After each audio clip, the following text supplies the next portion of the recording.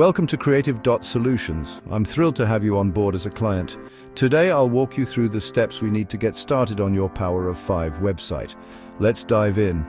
First, let's talk about the structure.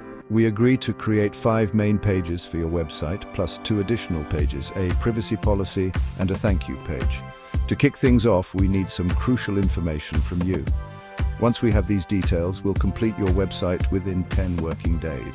Now, the first thing we need is access to your domain. This is so we can set up the name server. Don't worry if you prefer to handle it on your end.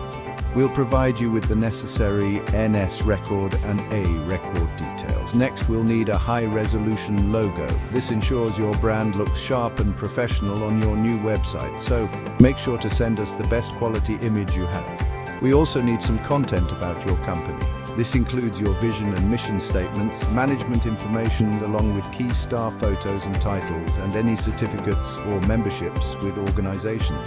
These details help us craft a comprehensive About Us page.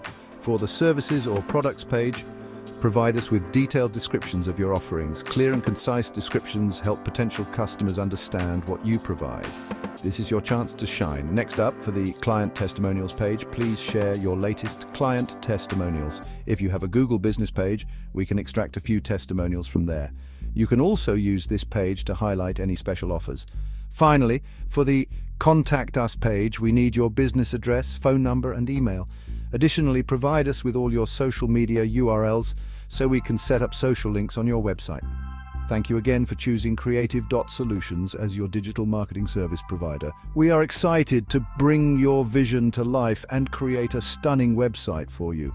If you have any questions or need further assistance, feel free to reach out to our support team. Let's get started.